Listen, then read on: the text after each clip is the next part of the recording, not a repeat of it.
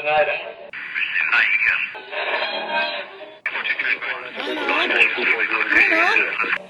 Milo, is that you? There, I think I got it.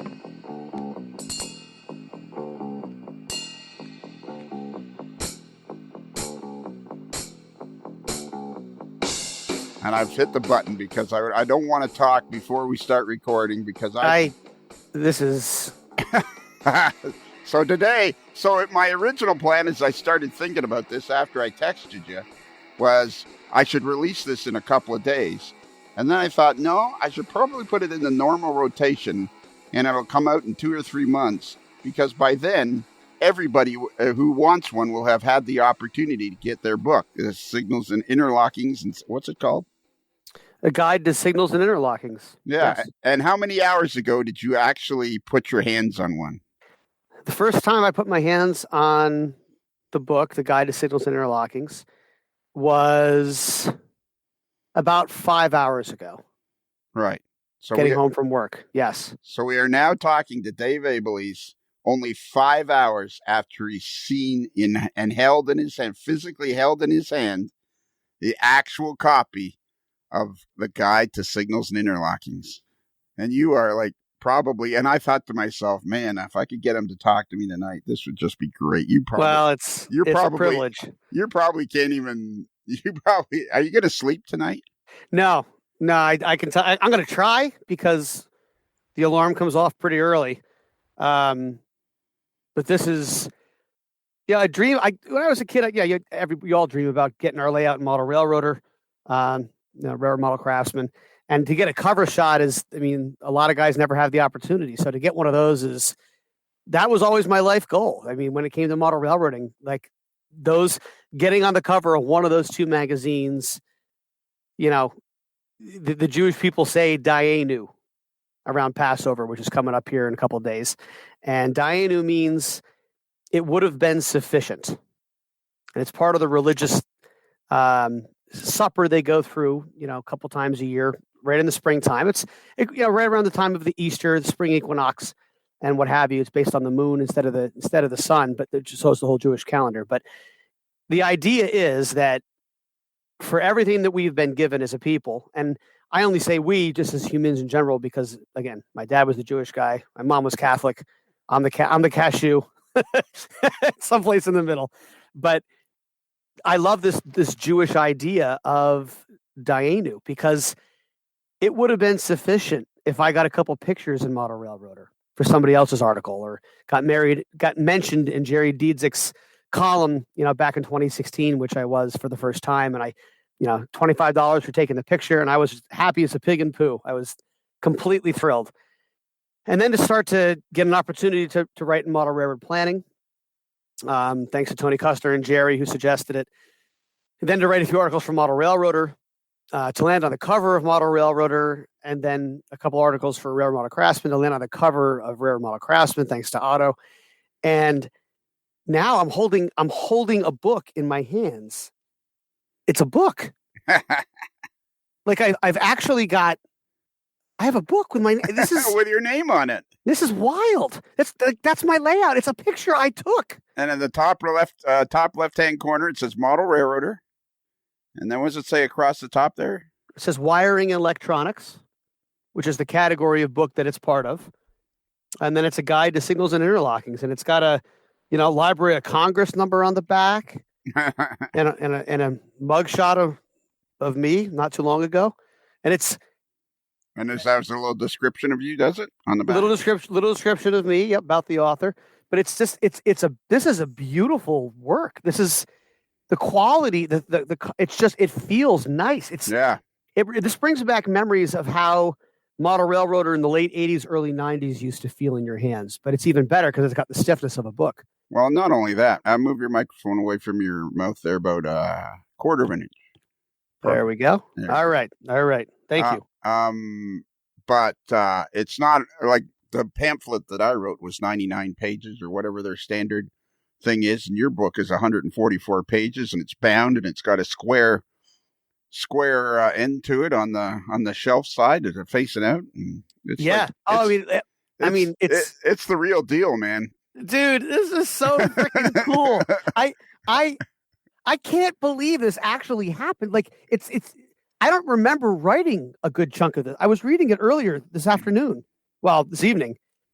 And I remember some of the general points, but there's definitely sentences that I don't recall. And then I went back and looked at the draft just to make sure it wasn't going nuts. And sure enough, there they were.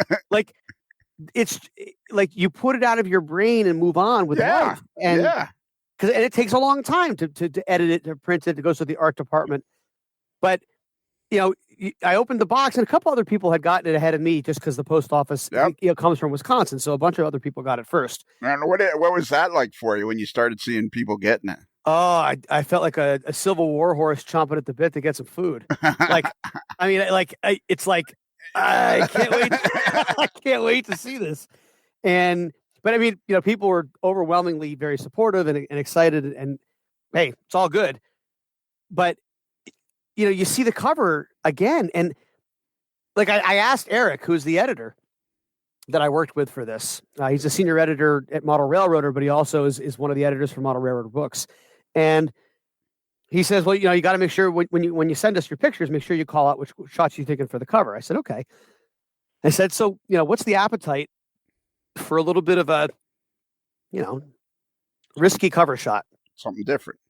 Not front lit, not a mosaic of a couple different images of different signals on the prototype and maybe a model picture, but like, how about like a dynamic model cover shot, like a something that is going to be totally different than anything else that you guys have done. And we were talking about it on the phone, and he said, well, send it, and mark it out as such as a cover, and then send a couple alternate cover alternates, and we'll see what the art department thinks about it. He says, we'll give it a shot. So Eric took the chance for me, I mean, I'm just this young kid author who's, just making things up as I go along. And he's the one that's got his name on the line, and being paid by the actual publishing company. And we didn't talk much about it. And then the proof showed up, and sure enough, it's this picture. Yeah. And it's a picture, a night shot. It's basically a last light evening shot. So this is the sun setting in the west on the Onondaga Cutoff. It's an eastbound trait, probably either a late NPSE, North Platte to Selkirk. Could be a late SLSE, St. Louis to Selkirk. It's one of the western run-through trains. And sure enough, you can't tell in the picture because it's so backlit, but it has some foreign power. And, but I've always loved glint shots. I think that, one of my visions with railroading in my photography since I was a kid was always, I want a picture that people that don't like trains will see and notice as something that they should look at more closely. I want people that whoa, wow, I've never seen trains that way before. That's a cool picture. Is that a train? Like that's always been something I've loved is maybe it's coming from a non-rail fan family, but I want to bring people into that experience and give them some of the emotional satisfaction I get out of seeing an incredible train scene. If I can make a picture that conveys that same energy, then that's a win as far as I'm concerned. Okay, go ahead. Well, I was just going to say, so that was sort of the vision behind the picture here. I wanted to do a backlit picture that let the signals shine, but that also had the glint on the side of the train and the rail so that you could tell it was an interlocking. So you could see the switches that cross over on the main line. And the fact that Onondaga Yard is sort of in the background, it's all at CP 280. It's an eastbound at CP 280 on my railroad, my Onondaga Cutoff. And I am completely thrilled at how it's it's a dream come true. That's a better picture than I've had published in any magazine ever. Like even the prototype stuff that I did back in the day. This is just really came out the way I wanted it to. It's a book cover. It's a freaking book cover. it's out of control. And it's not one of the little books. It's the real big books that they invest their money in and go, this is gonna make money. I mean, they've invested a lot of money. Well, how much does it cost? It's $24.99 if you buy it MSRP. So if you buy it from Amazon or from Kalmbach directly, it's $24.99. I've already seen it on sale at a couple hobby shops for less than that. Wow. And I think it'll probably come up. I'm sure it'll be on Barnes and Noble and what have you, as things go on. But that's it. My neighbor's like, holy moly. I just Googled Dave Abeley's Signals on Amazon and it came up. And I was like, no way. And so I went, I had to do the same thing. It's like, and then there's a bunch of other Abeleys that I never knew wrote. I mean, there's dozens of Abeley's authors writing about all sorts of things all over the world. And now my little book pops up in the list of all the, it's mind blowing. It's mind blowing. This is a wild day. This is going to be one of the best books they sell in the last 20 years.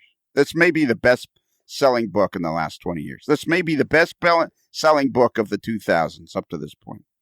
And I have no problem saying that in public, because if it's written the way you've described it, people have been dying for years to get a really good explanation of signals. I'm one of those people.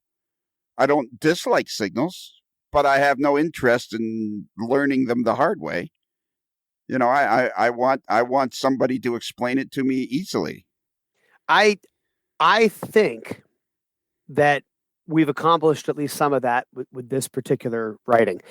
The goal of this book, look, I mean, railroads have entire departments of paid professionals, professional electrical engineers, people with 25 or 30 years in the field changing bulbs and calibrating moving parts, and now doing computer programming, wiring, ditching, trenching, splicing, all of this stuff. There's entire textbooks written on railway signaling, let alone the relay technology that led to it and the computer logic. It is as intense a technical field as any that exists. It's remarkable.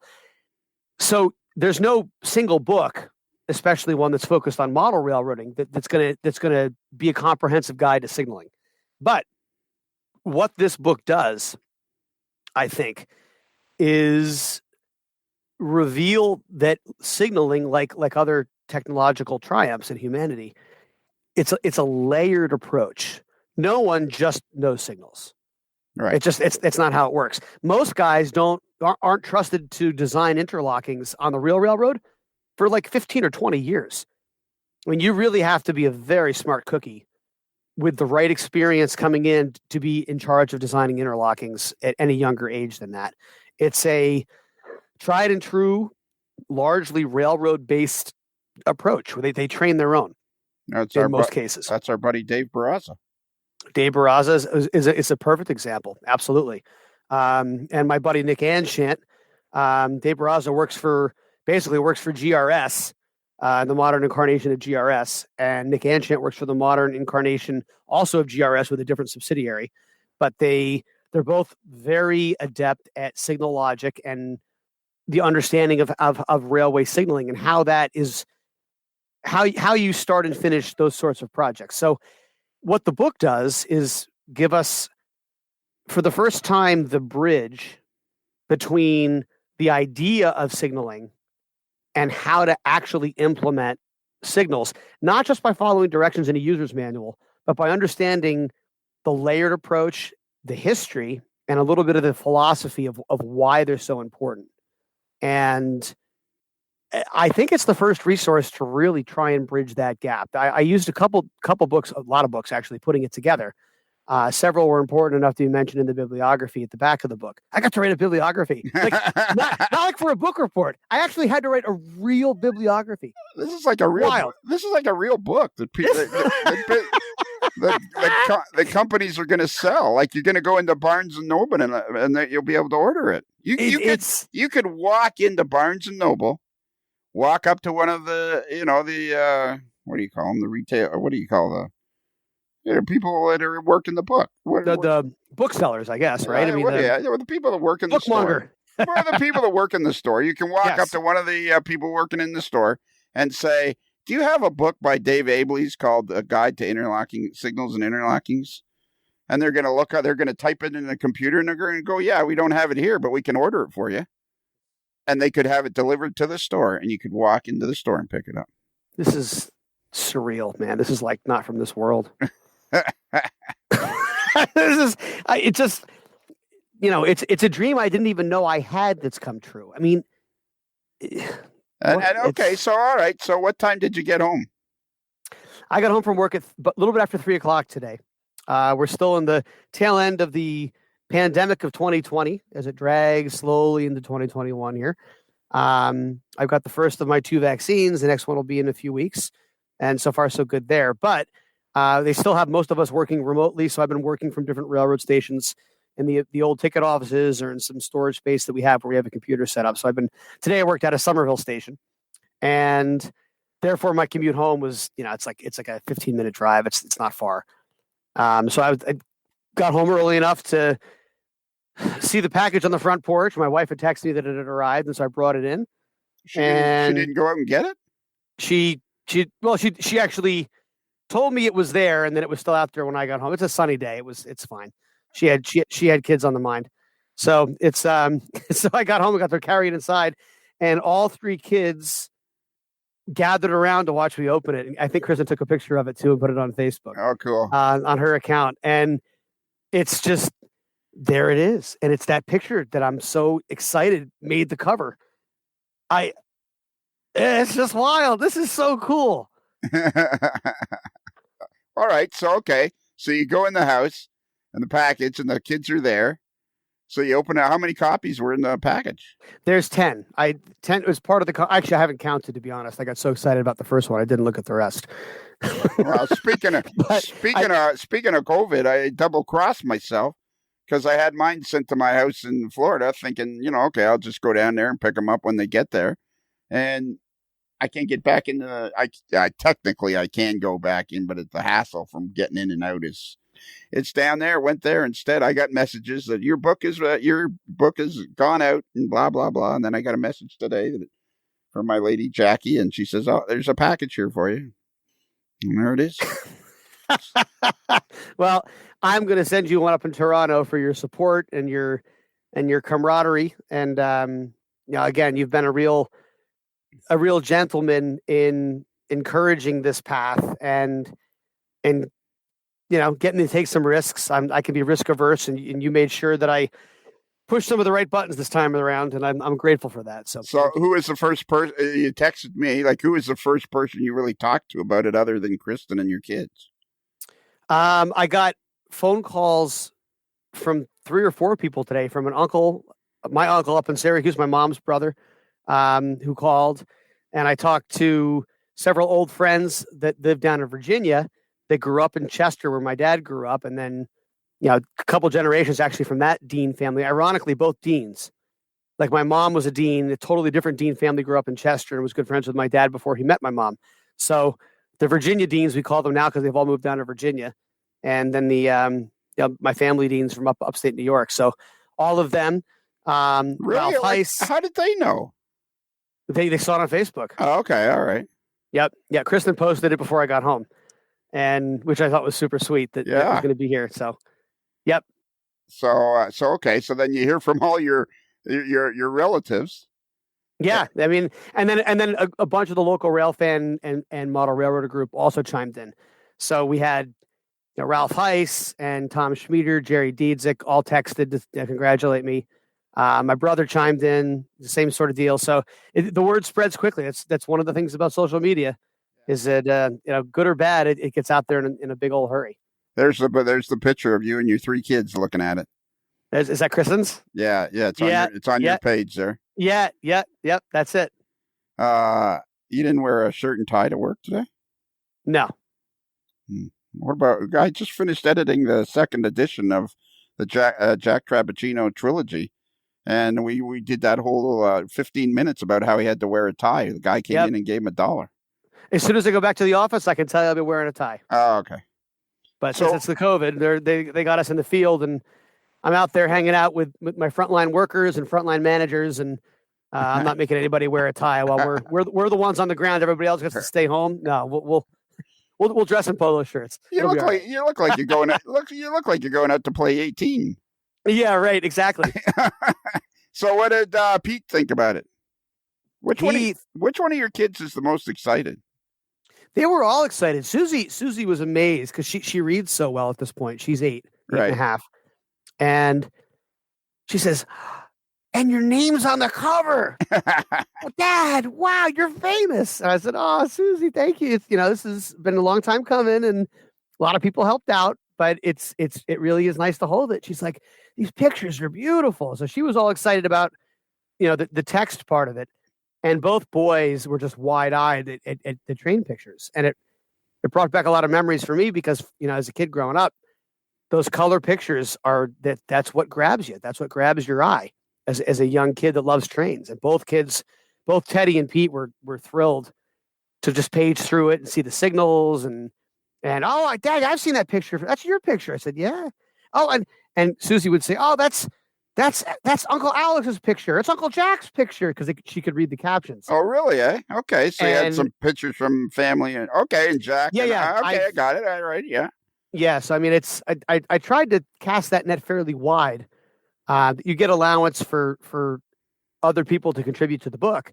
And so I really wanted to open that opportunity to a bunch of different people that have been instrumental in the journey. Not just of the Underdog Got Cut Off, but of me sort of growing into this whole thing. Okay, let's explain that a little bit. Let's not pass over that. So you each person that has some sort of a submission in the book gets some sort of payment. Well, Comback pays it's not a lot per picture. No, it's not. It's $20 or $16 or $18. But they're recognized. But it's recognized, and a couple of my buddies texted me when they got their check a month or two ago from Kalmbach, and said, "Wow, this is great," or "LOL, this is my biggest achievement in the hobby in my whole life. Thank you so much." And it's for a couple of pictures here or there, and it's really nice to be able to include people that have meant a lot to me over time. There's plenty of pictures that I took in the book. I mean, and the thing is that basically the more you do that, the higher likelihood that you don't have to pay anything out of what the budget you have in excess of the allowance for the books, for the pictures and illustrations. So you do end up using a lot of your own stuff. But one of the great things about it was that I really had the opportunity to include 12 or 13 different photographers. Some of them were just people that had already been published in Model Railroader who had a picture that I liked, and Eric was able to work that out. But a good chunk of them, 9 or 10, are either excellent friends over a long time of mine or more recent friends that have grown quickly. The relationship has grown quickly. And so, there's a lot of photographers in this book who I looked up to my whole life, in my whole adult life anyway, for sure. And, to have Mark Hemphill and James Belmont and Phil Monat and Alex Lang. And I mean, these are all people whose pictures I looked up to in the 80s and the 90s. And, to be able to include them and now include Jerry Dietzik, who's the columnist for Model Railroader on operations. I mean, it's let alone a bunch of more recent contacts like Nick Anchant. He's got a bunch of pictures in the book. Sammy Carlisle has a beautiful 1994 Santa Fe layout out in Tulsa, Oklahoma. Contacts that I've made through the internet, some I've never even met, but whose work I admire. And Kalmbach really leaves you in the driver's seat. You're required to deliver those pictures. And so you need to figure out the balance that you can afford from other people, and you need to figure out what those shots are and which photographers you want to offer that to. So there's a lot more management that goes into writing a book than I expected. It's a lot less. I mean, there's a lot of grit and just getting it done, but there's a lot of management, a lot of asking for permission from manufacturers to use their diagrams or their pictures, and some of them are a little squirrely, which is surprising, but that is what it is. And so you work through that. You figure out who you can rely on, and you move forward. And it's a whirlwind. I mean, I started writing this more than a year in advance of the deadline, and those last 2 months were a push. Yeah, a big push. It's a lot of work, man. It's a lot of work doing anything like that. People don't realize. I discovered that when I built project layouts. It sounds easy. You're going to build a 32 square foot layout, and the next thing you know, it's like, well, my God, I'm never going to get this done. And so I see Jackie Carruthers wants to get a signed copy. She's one of my neighbors, lives right down the street, and never would have batted an eye towards model trains or trains in general until more recently. And now she doesn't miss one of the Facebook Live episodes. She's on there religiously.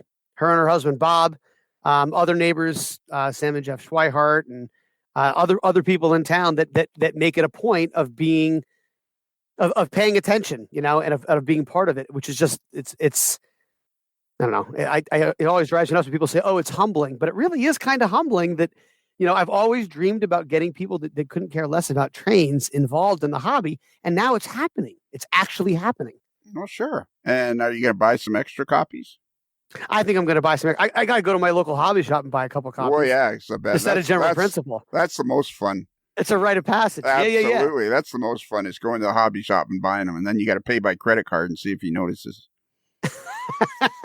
When I was on the cover of Model Railroader, I bet you I went to 24 stores. Nice. There you go. Hobby shops and whatever, magazine stores, because this is back in the mid-'90s when magazine stores were still flourishing. And I probably went to 24 stores, and I'd buy the magazine, and I'd stand there, and I'd make sure I pushed it across, on the counter in such a way that if the person looked up, they might recognize 2 or 3 people. Well, one guy especially, he's like not paying attention. And then he goes to put it in the bag, and he went, "This is you." And I went, "Yes, sir. Yes, it is." It is such a privilege to be able to contribute at this level. And, it's still very new for me. It's still very exciting. It's inspiring. And it's just the result of a lot of hours and a lot of very good people that have helped me along the way. Yeah. It really is. So that's good. Well, the next experience you had, and now you can put that one away and get back to regular life, because you certainly don't want to go down that road again. That's a lot of work. It is a lot of work, but there's already rumors and mumblings at Kalmbach about a second book. A second book? A second book. What is this one going to be about? Well, Eric reached out to me and said, "Hey, would you be interested in doing a second book?" And this was before this one was even published. It was after I submitted the manuscript, and they were getting close to sending it overseas to be printed. But he said, "Would you be interested in doing another one?" I said, "Well, I'm flattered to be asked. I don't know. It's a lot of work." And he said, "Well, we're looking for some different things, and one of them would be, that we've really struggled lately. There's been a lot of complaints that Andy Sparandeo's book on modeling yards has been out of print, and it's Sparandio, correct? Sparandio, thank you. It's been out of print now for several years, and it's going for exorbitant prices on eBay. So we really have some pressure to write another yard book, but we don't want to reprint this one because it's dated. It's old, and it's formatted. It was already the second edition or something like that. So, we're looking for somebody to do that again." And I said, "Well, yeah, let me talk to Kristen and make sure she's going to be okay with it, because it's a lot of time." And, we talked it over, and she's like, "How can you turn this down? These are golden opportunities. Just make sure you allow yourself enough time to get it done. Don't overpromise, and underdeliver. Don't set yourself up for underdelivering." And so it's still in the discussion phases. But there's a decent chance that within 2 years, 2.5 years, that I've submitted a second manuscript. We'll have to see how it goes. Andy's book is a good one. There's a lot of great information in there, but I do have some ideas on what I would add and what I would emphasize differently, especially in the modern scheme of things. Freight yards are much different now than they were. The average freight yard is no longer a hump yard like it was in the 80s. It's there's a whole different paradigm now with the way railroads move freight with intermodal and the whole precision scheduled railroading phenomena, where you have blocks that are being dropped off and picked up, and there's a lot less classification going on. So there's different ways to look at it, and it's a neat opportunity again to carry that torch forward. So we'll see. So what would you do? What would you do different in the actual writing process? What do you think you would do different as opposed to, what did you learn if you do a second book? Ask for a raise, by the way. If you do a second, don't be just signing up for the same amount of money. At least bump it up a little tiny bit. Yeah, I'll ask. Yeah. I could definitely push back on that a little bit. I think that's fine. Yeah, absolutely. Yep. They wanted to do a 96-page or 112-page book, which is what they do with all their books. And I finished what I was writing, and it fit in 112 pages. And I thought to myself, there's really 3 or 4 more things. It's not going to be as good a book without that stuff. And then I was reading through one of Tony Custer's old books where there was an appendix, or no, it was actually Larry Puckett's old book about wiring, where there's an appendix about building a manual interlocking. And I had remembered a Jeff Wilson series of articles, I think in Model Railroader, where he actually built the dogs and the lags. He actually scratch built an interlocking bed, the actual plan. And I looked at that, I thought of my ideas, and I said, this is not going to be a complete book, especially for people in the transition era, without something about manual interlockings. And that's beyond my knowledge scheme, really. So I pitched it to Eric. I sent him an email with some pictures, and I said, look, I thrilled with the opportunity here to contribute. I think what we've got is solid. But I wouldn't be being honest with you if I didn't say that, based on the last survey, 50% of your readership is transition era.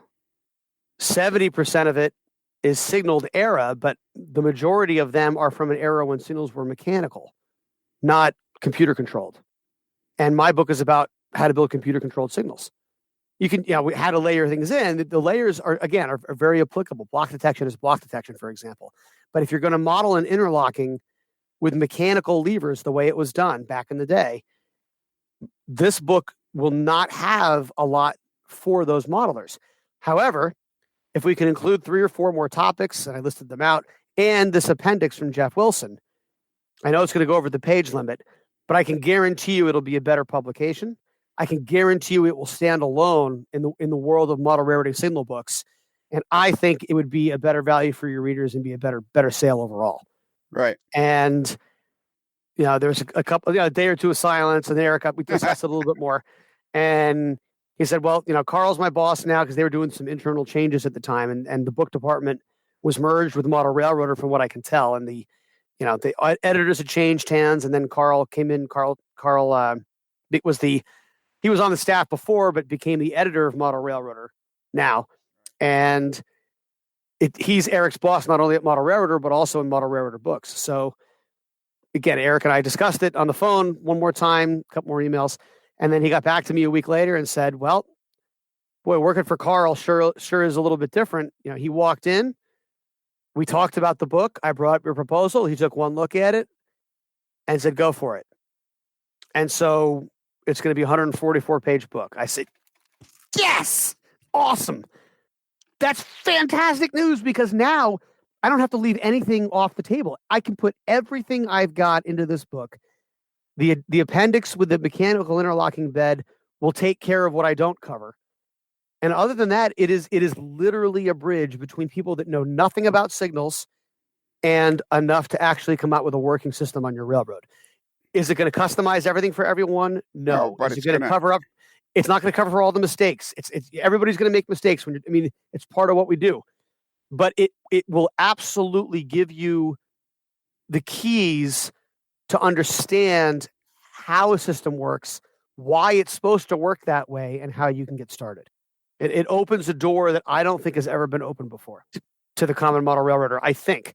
Because, I'm not an electronics guy, to be honest. I learned the hard way with decoder wiring and the hard way with track wiring. And, these are all different. There's a reason you talk about the Kelly questions, track or electricity. There's different pieces of it because people tend to be experts in one or two, but not all. And I'm no different. I'm not an expert with signals, to be honest.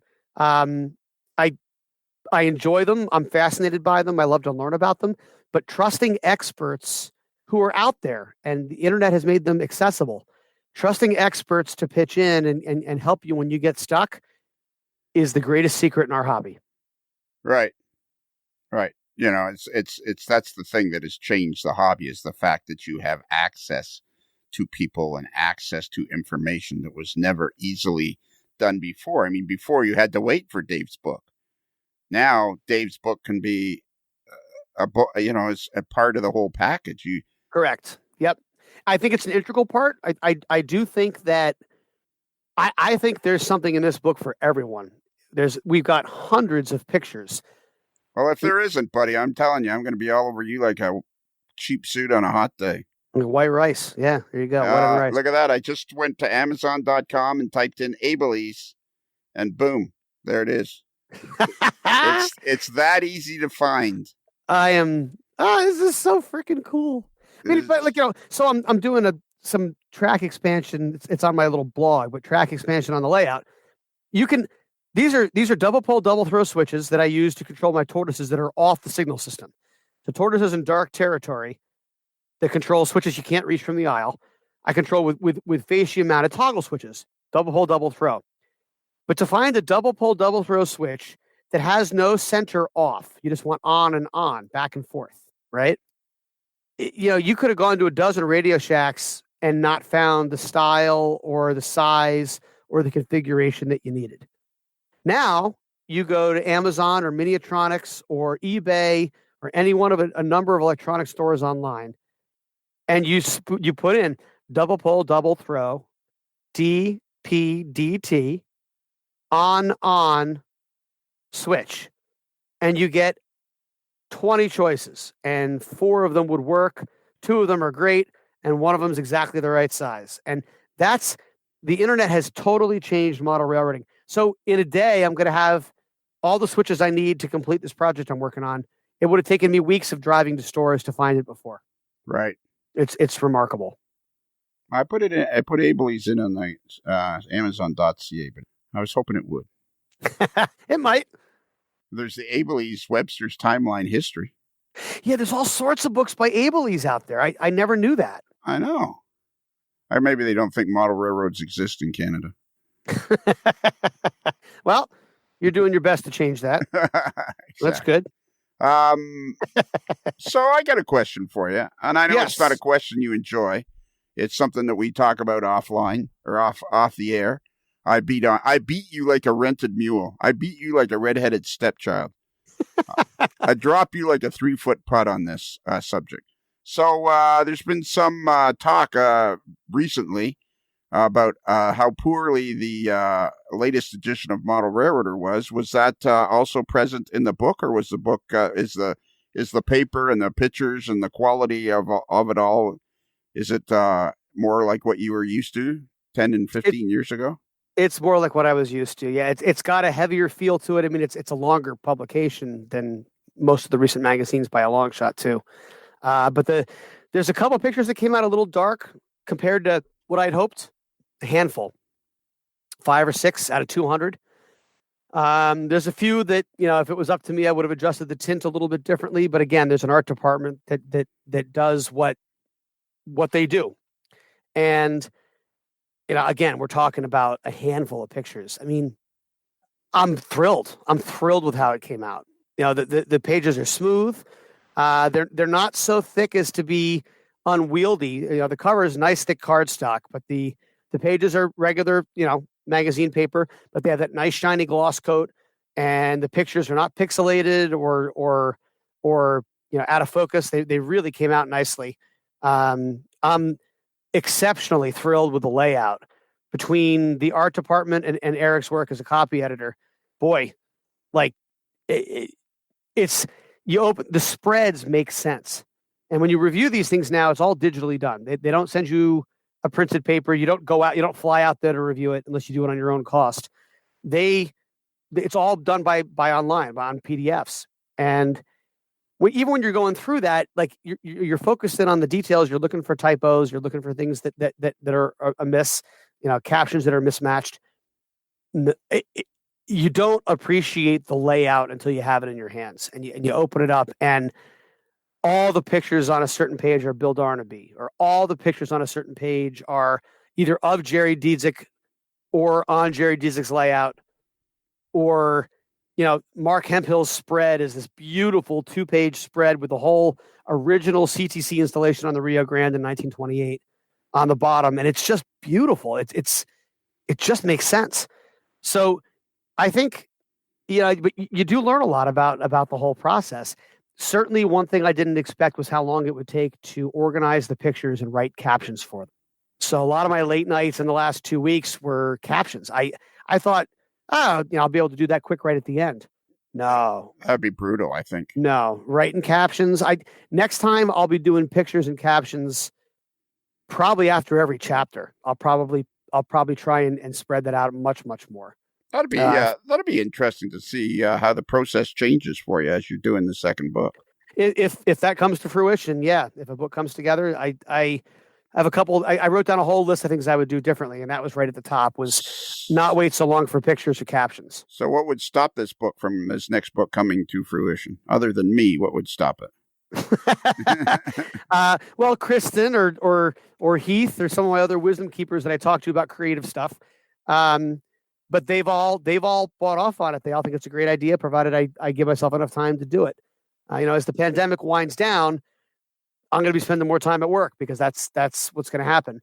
More time commuting, and I have to weigh that in. It's not going to come together as quickly as this one as far as free time, but I'll also not make the same mistakes. Yeah. I'll be able to see things coming a little bit better, I think, and make a better investment. Well, even just like what you said there about writing the captions for each chapter rather than moving on, because I would think that that's just a huge. Am I boring you? No. You just yawned there. How can you tell? Because we have our cameras on. I very rarely do an interview with cameras on, but when it's just you and me, somehow it's more fun that way. So just like what you said there about writing captions at the end of each chapter, you'll probably write it more chapter by chapter. I bet you this time you had a lot of time, not trouble necessarily, but you probably had some confusing moments when you were trying to organize yourself. Big time. And one of the most challenging things, we talked about this on a prior podcast, but research papers are one of my least favorite parts of school growing up. Stuff that drags out over months. My brain works best when I can finish a project and move on. I don't like to have static.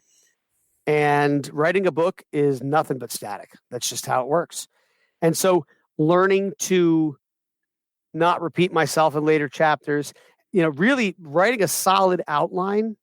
It sounds very high schoolish, but writing a solid outline, building yourself a chapter based on the structure of that outline. Even if it doesn't feel right, just you've got to get through it and get through that chapter. 8, 9, 10 pages, whatever. 5 pages. Some are much shorter than others. That's another thing. I was all skittish about the length of chapters. It turned out Kalmbach didn't care how long each chapter was. As long as the flow was good, they could have a 5-page chapter and a 15-page chapter back to back, and they wouldn't care. And sure enough, that's how it ended up coming out in a couple of cases. Well, because you're floating, you're going on. Who did you turn to the most for assistance? What? It was a lot of people. My wife, who loves reading, had a lot of structural advice for me, on what she would look for. Joe Relation, who ended up being a very valuable proofreader. Time out. Let's go back here. Your wife, who the only real familiarity she had with trains is your layout in the basement, but she's supportive, but not a model railroader, not particularly a rail fan. And her original introduction to trains was the creepy train guy. So how would she read it? And was it written so well that it's somebody that's a complete novice to trains and signaling was able to understand what you're trying to do? I think in the most important part, which was the beginning, when I was learning the most and was the most clueless, that's the stuff that I think is that's the bridge. That's how someone who doesn't know anything about trains can start to appreciate why signaling is so important and why trains are still relevant. That's the first layer. Is for everyone to come to the table and realize there's a reason why this book is being written. And it's because signaling is important and trains are still relevant, and here's why. And so that vision comes through pretty strongly in the first chapter or two. And while Kristen won't enjoy reading the whole book, I really do think she'll get a kick out of the introduction, the acknowledgments, but then the history as well. The history is fascinating. I mean, it goes all the way back towards the Civil War. It comes through a lot of changes in the United States and in Western civilization. And when you think about it, there's simply no question that railroads would not have been able to support the Industrial Revolution if it wasn't for signaling. Right. Okay. I understand that. So it is a absolutely vital piece. If people know anything about trains, they should know that they're very high tech, and that's the reason they've been able to be so successful and so long standing. You know the best part about Signals? You know the best part about Signals? I don't know. I'll give you a couple. I can even start the clock if you want. Would you like me to tell you the absolute best part about Signals? Yes. There's no paperwork. Oh, there's still paperwork. There's still paperwork. There's a lot less paperwork. And the important part about the paperwork you get is that on a signaled layout, it makes sense. What writing do I have to do when I've operated trains on the Onondaga cutoff, only once, which is one more time than I have on Chris Adams' layout. And I know he's listening. Chris, cheer up, buddy. Come on, Chris. Come on, buddy. Get that mojo back. I run trains. I didn't need to do any writing. Like what would you have to write if you're running from one yard to the other? If you're running TV, give me a number. 200. If you're running TV 200, what writing is there to do on TV 200? Not much. Not much. We give you a checklist of stuff, which is what Conrail did, to make sure you have a marker, to make sure your radio's working. But I mean, no one checks to see if anything's checked off, so you technically don't really need to do any writing at all. Exactly. It's just there for your edification. Yeah. Especially for people that aren't that familiar with the railroad, you do need to check your marker. You do need to make sure your radio's working. You do need to make sure your headlight's on. Basic safety stuff.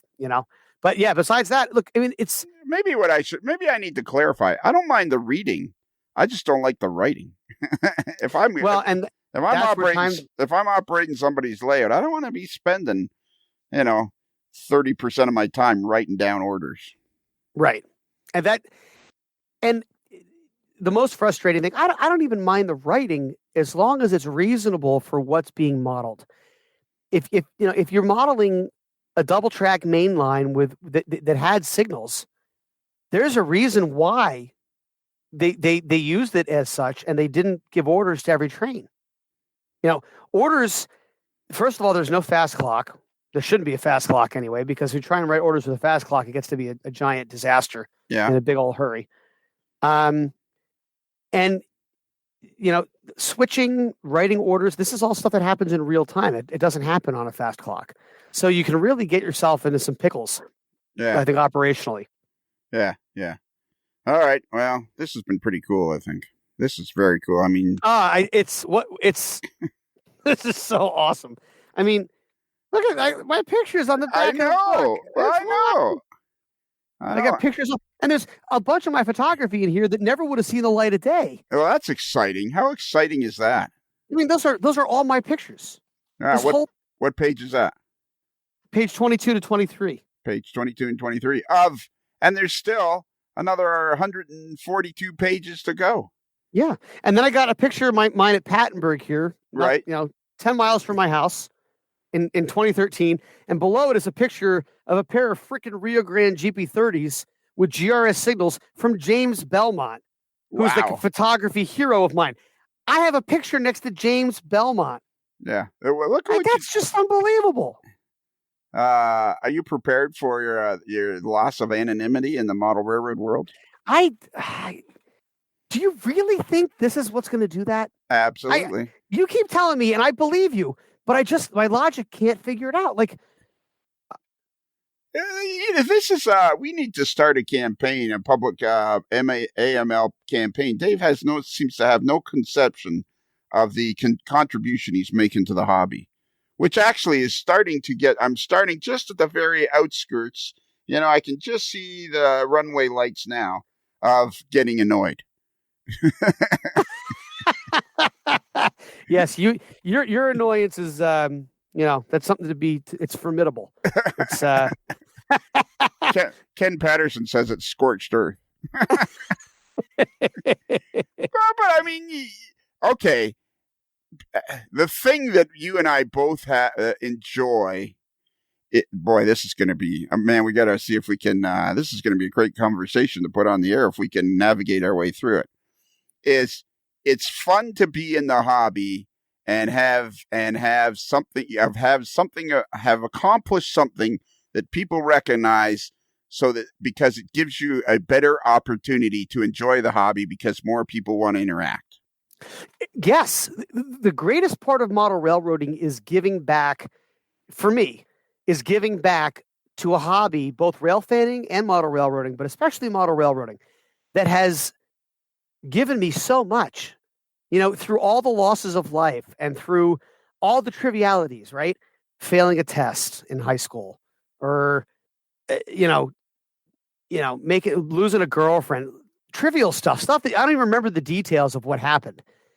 But I remember how nice it was to be up till 11 or 12 at night watching my trains go around in the dark on my 4x8 sheet of plywood at home. Like, I remember one of my dad's friends who wanted to go up and see my motor water. He loved trains when he was a kid. Oh, I want to come see it. His name was Bob Rice. My dad's best man at his wedding, actually, was the industrial arts, the shop teacher at the high school my dad taught at. Neat guy. But he says, wait, did you detail the interior of that little shop? I said, yeah. It was one of those little Roco brick shops, the little one engine shed. Yeah. The ones from the 80s with the fake tile roof. Yeah. Just a cheap kit. Again, I didn't know what I was doing. So, I picked that up at the local hobby shop. I assembled it, and I used some oak tag cardboard and all my leftover paint washes, and I, weathered the inside, and I used like a bunch of scrap pieces I had to make a welder and a drill press, and I filled it up with all sorts of crap and put a little figure in there, and then would park the engines in. And he noticed it, and he called to his wife, you got to come see this. This is what I'm talking about. Like, this is what I'm trying to do on my railroad. And here I am, a 10 or 11-year-old kid that has this, interior detailing. I mean, it was childish, but it was a connection with this guy. And, to have the opportunity to give back to a hobby that has given me these memories, I'm almost eternally grateful. I mean, I don't want to sound too cheesy, but I am truly heartfelt thankful for the opportunity to have a hobby that I could dive into like this when I needed a place to just clear my mind and be satisfied. And that's what the hobby's given to me. So, I mean, heck, every one of these publications is just an opportunity to help out and hopefully provide a little bit of solace for somebody else that needs it someplace. Well, yeah, but what I want you to be aware of is if I got the book and I hadn't ever been in model railroader, or even if we go back to, let's go back to the mid 80s, the late 80s, 1990. I haven't had anything published. I'm just a guy with a layout. I enjoy the hobby. I know my local NMRA guys. I have my guys that I hang out with. And this book comes out, written by a guy named Dave Abeleys. And I read the book, and I'm like, wow. It's like when I used to read Alan McClellan's articles. And I'm reading all of Alan McClellan's articles. And I'm thinking, wow, this is cool. Man, this is really neat. And then I got to meet Alan McClellan. I already knew something about Alan McClellan. He'd already lost his anonymity to me. Right? He was already already Alan McClellan to me. And I was just this goofy guy, this just Lionel Strang. I was just this goofy guy that just wanted to meet Alan McClellan. And you've got 1,000 questions you want to ask the guy, and you can't spit out 2 of them. And that's now the shoes you're going to step into. Because there's going to be there's going to be a lot of people, but there's going to be people that pick up this book and they read it, and they'll read it cover to cover. And they're going to be, man, if I ever could meet Dave Abeleys, if I could ever meet Dave Abeleys. And you've got that same character as Alan McClellan. Unfortunately, I never did. I like to meet people, but I'm also me.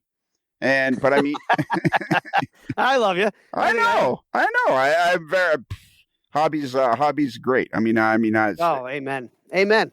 It's just so fortunate. Really, yeah. So fortunate. So I mean, your anonymity as going to a train show and being Dave, those days are long gone. Long gone. And wow. Yeah, it's hard to imagine. I mean, I don't know. Train show's going to be a lot more fun if that's the case. Well, and you haven't been doing it. Is. That is a fully correct statement. The biggest thing I am most fearful of now, like when I first got into model railroader and I got to stand in the MR booth, I was talking to Marty McGurk. It was like I was like king of the hill, man. I was at the NMRA National Convention train show, and I got to stand in the NMRA booth with my tag, and I mean, I was king of the hill. I had reached the pinnacle. Mm-hmm. And now with the podcast, there's so many people that come up and want to say hi, and I'm always fearful of not giving them the proper time because there's lots to do at Springfield. There's people I want to interview and stuff, and there's always you don't want to be rude to people, and then you're kind of always thinking, oh man, was I rude to that guy, or did I spend enough time saying hi to that guy? And what hasn't happened for you? And I had this same conversation with Ron Marsh of Ron's Trains and Things. Hi, I'm Ron of Ron's Trains and Things, and if you'd like to see more model railroad tips, tools, and techniques, then be sure and subscribe down below and click that little bell icon so you can catch future videos. He hadn't been to a big train. His first national convention was Kansas City, and he just started to do his videos, and people were coming up and saying hi. Well, you have done these videos before the next train show. Like, good luck going to Springfield and walking down the aisle without anybody wanting to stop and say hi. That's going to be a whole new experience for you. Now, on top of that, you pile on top of that the book, and this book is going to mean a lot to a lot of people. And I sure hope it does. It's going to be the bestseller since year 2000, guaranteed. If not, I'll buy 10 of them. There you go. Yeah, I'll buy a dozen of them. If it's not the bestseller that they've had within 2 or 3 years, I'll buy 12 of them. I mean, I could tell you that if I saw this on a hobby shop shelf, I would buy it sight unseen, not knowing anything about the inside. That's what's so exciting about being able to. Now, photography is very personal, but for me, that is a compelling model. That's a compelling photograph. Period. And that sets the tone. That sets the tone. You're going to notice a difference when the next time you have a bunch of guys over to the house and they've all had a chance to. Some of them have gotten their copies. Some of them are looking through it. They're all going to be. You're going to have won your first race. You won your first NASCAR race. I'll tell you, it's certainly exciting, and I hope it bodes well for the future. I really do. I'm very grateful to be sitting here talking about it like this. And I'm really, it's funny. I was talking to Kristen today, like the acknowledgments, the introduction, and the conclusion are all very much what you'd expect to hear from me on the podcast, what you'd expect to hear from me in the Facebook Live video, my little, philosophy 101 with Dave Abelese. I always get myself into one of those. I talk myself into one of these holes. And, I love that stuff. I mean, it's something that my buddies and I do at Crescent every summer. Yeah, I've been trying to say this to you, and I don't even care about saying it. I'm going to say it on the podcast. You have an endearing quality of in your personality that is very unusual. You are perfect for this hobby. You are you are helping to push this hobby forward single-handedly. Poor old Kelly, the modeler simply known as Kelly, he wants to make you a super fan. He's forgotten that Hard Part even exists and wants to make you a super fan. I mean, you just have and I think I hit the nail on the head I noticed that with Jack and Rich too. You three guys are like going down to the local firehouse when you were 8 years old. You guys just want everybody to have fun. Yeah. Well, I mean, that's why we're doing this, but it's such an opportunity to bring people together. And, if there was ever a need for that in the 90s, it got worse in the 2000s, and it's never been worse than it is now, besides, world conflict. We really have an obligation right now to do what we can to bring people closer together. And this is the way I'm best equipped to do that. In our private conversations, I say to you very bluntly, I say, this is great opportunity to see which road is Dave going to take. Is he going to be, I'm Dave Abelese. I wrote the book. I'm Dave Abelese. I'm, my layout is, or are you going to be Dave Abelese? Hey, great to meet you, because there's a lot of people that would, make it that really you can't talk to me because I'm Dave Abelese. But I just don't see that ever happening. No, I mean, remembering everybody's name will be a challenge. Yeah, you're not going to do that. But I'm good with faces. I'm pretty good at. I recognize people's faces, and I love people. I love talking with people. I think everybody's got something to contribute. I really do. Maybe let me attack it from this. Maybe this is the way I need to attack this discussion. If you're going to write this book and you're going to have these Facebook Lives and you're going to write these articles, do you understand the responsibility that goes along with it? I think I do, but I would certainly be open to not only ideas now, but a firm guiding hand down the road. Because I don't think, look, it's egoic stuff. You feel when your creative work gets celebrated and published, it feels great. I mean, you feel like you're doing something right. But that's well and good. But if that's all it means to you, then you're missing the point. I don't think that's the point of being published. The point of being published is to be part of something greater than yourself so that other people can partake in some of that energy. It is a shared creative experience. And what's awesome is that we're modeling railroading, and railroading is a shared creative operating experience every day. No one railroads by themselves. No one. And that's what we're modeling. So my responsibility, again, and this is, from my, wide-eyed, naive standpoint, my responsibility is to be open and inviting and setting a vision for a quality operation that everyone can take part in if they want to be part of it. And I really do believe that there's space for that. It's not going to be at every operating session. It's not going to be at any particular operating session, but people that pursue it, people that want it, and that are reasonable people, there's no greater joy than sharing that with people that get it. Well, that's me. Let me go there. Here's a perfect. Maybe we'll finish with this topic and then we'll call it a day. One of the things I enjoy about the podcast now, 6+ years later, is the responsibility that goes along with it. I like the responsibility of having to put it out every week, having people count on it, having people enjoy it. I enjoy that responsibility. It makes life that much more worthwhile because there's Andy Ambrose in England listening to it, and Peter Borchards and Marty and guys. Gordy. Gordy and Mark Stafford in Australia listening to it, and people, and Rod Diary sometimes listening to it. And there's people and Nick Carlson in Switzerland.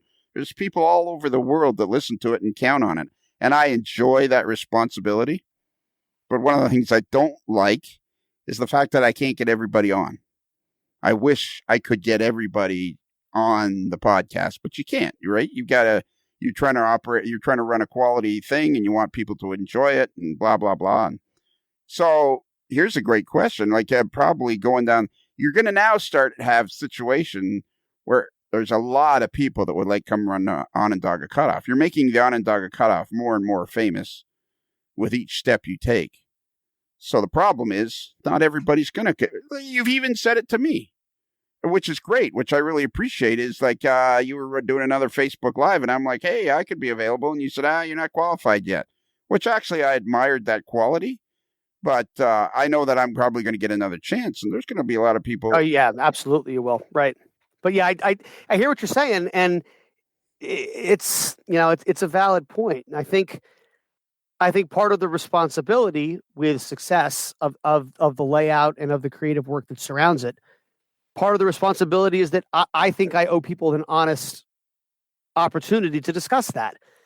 I'm still not totally comfortable with anybody running the layout sight unseen. That the only reason I'm okay with that at all is because it's the pandemic and it's the only way we kept it running. Because we couldn't get together like we wanted to. So the pandemic did have a silver lining for the OC in that way. But going forward, that's part of the thing is that it's not about it's not a who's run the OC and who hasn't. There's no list where that becomes a standby important part of the plan for the future. The Onondaga Cutoff is an operating experience. The vision is to replicate Conrail in 1994 in a prototypical manner that's fun, and to replicate not only running the trains, but the camaraderie, the successes, the atmosphere, the sound, the discussions that people had on Conrail when the economy was growing. People were able to get a slice of the pie. there was opportunities. The railroad was getting better. Things. There was a lot of optimism, and that atmosphere. That's what we're going for. So, being part of it, running a train in the Onondaga Cutoff, a lot of people can do that, but that's not my vision for what an operator would experience on the Onondaga Cutoff. I want them to be part of the immersion, to come down and go back in time with us, have a beer or a cider or a glass of soda or whatever, or whiskey, whatever your fancy is, and jump in with both feet and learn how to talk like a Conrailer on the radio, learn how to read the paperwork. You can write if you'd like. And let's move the nation's economy. 50 trains a day. Let's do it. I know. But now, because of your loss of anonymity, there's going to be a lot of people you're going to have to say no to. And you don't strike me as a guy that likes to say no to anybody. No, I like to get to the heart of the matter. And sometimes yes isn't what people are looking for. They're very rarely looking for no, by the way. Yeah. And you're right that there's going to have to be more of that just on sheer volume alone. In the end, I still got 3 small kids. I still got a full-time job. I still, Yeah. So there's other things I want to do. My kids haven't been to the American West yet. We haven't gone skiing yet. These are all things I'd like to get into as life goes on here. Not to mention my beautiful wife who puts up with all of this, the hobby and everything. So there's a lot of balancing things to work in. But I think that I hope that transparency and reasonable discussion can mitigate a lot of those things. I also think that remote operations is going to help mitigate a lot of those things. Yeah, that's true. Well, and it's something that's going to be a new experience for you. Mm-hmm. I mean, look at my favorite story of all time is me talking my way into Alan McClellan's layout, which actually my favorite article of all the stuff, all the hundreds of pages of text I wrote for Model Railroader. My favorite page is 2/3 of a page that was when they revisited the VNO before when they revisited it, they put my story of talking my way into his layout. It was the sidebar. Yeah, I remember that. That's my favorite of all the things I've ever written, and it's my favorite by a good distance. Mm-hmm. That's first, and second is behind it. You got to look and you got to turn around to see second. And that's the thing. It was the interaction with somebody that I admired. And more people are a lot of people, you look at your Facebook lives. I mean, you get on there and there's tons of people. There was 200 people on last time. There was I saw 202. Yeah. Was the highest, which is by 20. Well, yeah, almost by 20. Can you imagine doing a live clinic with 200 people in the room? Be awesome. It would be. That's what you're doing. And that video has 3,900 views right now. Yeah. I mean, it's just great. It's so exciting. The whole thing is so exciting. Well, and your support means a lot. I appreciate it. It's exactly like the podcast, like they say to me that if you get 1,000 downloads on an episode within a week, you're like in the top 10 or 15%. And I'm like, yeah, well, okay, we're doing that. And it's just a fun, but it's a fun thing. It's like, I enjoy the responsibility. That's what I enjoy. Yeah. Well, and I think, but that's, it takes a certain kind of person to own that. And I think owning one's responsibility is important. It's going through Boy Scouts. I'm actually an Eagle Scout with the Boy Scouts of America from back in the 80s and 90s. And one of the things that the Boy Scouts were very clear about was the only merit badge. You had to get a bunch of different merit badges to do it, but the only merit badge that has 3 separate parts is the citizenship. Citizenship in the family, citizenship in the nation, and citizenship in the world. And they're all required merit badges. You don't get around them. And I think that it's a good adage for life. You're not going to get what you need to get out of life, and you're not going to contribute what you have a responsibility to contribute unless you're willing to be to earn that citizenship merit badge on all those levels. You should have a burning desire inside to contribute at those 3 levels. However you do it. And everybody's going to do it differently, and that's what makes the world go around. It's wonderful. But every human being has a responsibility. It's not optional. playing video games in your basement, unless you're, getting new people into it or saving somebody's life or, being a confidant or helping somebody out. Like if whatever you're doing is totally unto yourself all the time, you're not being a good citizen. You need to find a way to offer that to other people. I really believe it's an important thing for us going forward, and it's a hard reality. And there's always room to learn. And I'm not saying this to shame anybody, but it's, I feel that, that's the difference between model railroading in your basement and not sharing it and being part of the AML. That's the difference between, reading Model Railroader and not writing an email to the editor every once in a while, but what you like or what you don't like. That's the difference between going to a train show and not talking to anybody and buying a couple engines and going home, or talking to somebody else that's buying what you're buying and find out what they're into. And, it's about people. This hobby is about people. It's not about trains. Yeah. Trains is our grease. It's our medium. Exactly. But it's about people. Trains is our grease, and it's about the fellowship. And how cool is it that you get the book and within 5 hours I get you on the podcast?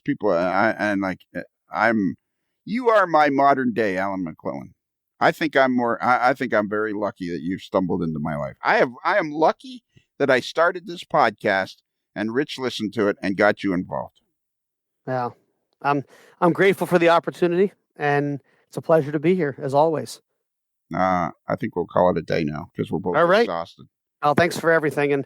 And look forward to hearing this sooner than later, so we can get this book moving off the shelves. It's already, by the time people listen to this, that's why I'm thinking I'm just going to put it in the normal rotation a couple months down the road, because by the time people get to listen to this, a bunch of people will have the book, and they will have looked in the book, or they can look at the book while they're listening if they want. They will know what you're talking about. Yeah, for sure. Yeah, which will make it even that much more interesting. So our email address, this is going to be on the free channel. The whole world can listen to this. You don't have to sign up for nothing. You can just listen. So Rich can listen, because he won't sign up to Patreon for 16 cents a day. Rich Winiski. Well, these contributors, we need a kickback from this Patreon thing. Just saying. I mean, you promised me 2 cases of beer, and I'm good. That's all, That's right. Exactly. That's all. I mean, and that's me. That's payment for me. Absolutely. This is something me and Spoon get along just fine on this particular fact. There you go. Payment can come in a case of beer, especially if it's good Canadian stuff. So Canadian, contributors. I'm not, you don't have to worry about me, but I'm just saying, if you're featured on the Patreon channel, you should probably get a couple months for free. You probably should. Absolutely. Or beer. Yeah, absolutely. Okay, so it's on free channel. If you want to write us an email, you just write into modelerslife@gmail.com. That's modelers with 1 L like Abelese, not 2 L's like Signals and Interlockings. Well, that's Signals and Interlockings. That's 2 L's. And then we have, if you want to get some merchandise, you can go to Midwest Model Railroad. Their URL is midwestmodelrr.com. You just click on AML, and there's a wonderland of T-shirts, mugs, hoodies, hats, all sorts of things. Our buddy Peter Borchard bought a hat. I'm sure other people have. And Midwest sends out all of their boxes, and shipments go out with AML stickers, just like City Classics and Mind Mount Models and mini prints and all kinds of, and J&L Innovative and Prospector Models. All kinds of people are doing that. I think we covered it all. That's pretty simple. When it's just you and me, it's pretty simple. That sounds good to me. Yeah. So are you ready? I'm ready. So remember, a modeler's life is considered marginally adequate by 6 out of 10 Model Railroader authors.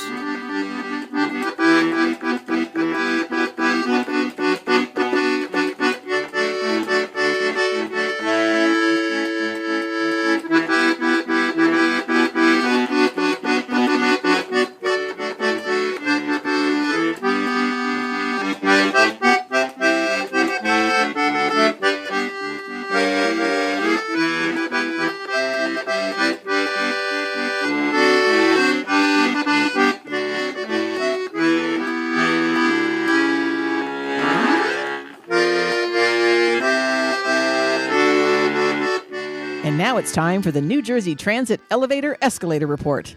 Take it away, Dave. Good morning, everybody. Cranford eastbound's back in service. Plainfield westbound also back in service. Vendor had a good day out there yesterday. Hamilton number 3 is out. We think that one's going to be a brake adjustment, but we're going to check it in this morning. The vendor's on his way. At Westmont, we have the DCA out there today taking a look at the testing on the doors, making sure that the safety edges are back in tolerance after the outage yesterday. Newark Penn Station number 3 is out with a skirt panel reset, and Newark Penn Station number 17 is back in service after a reset this morning. It's another Lincoln Homer.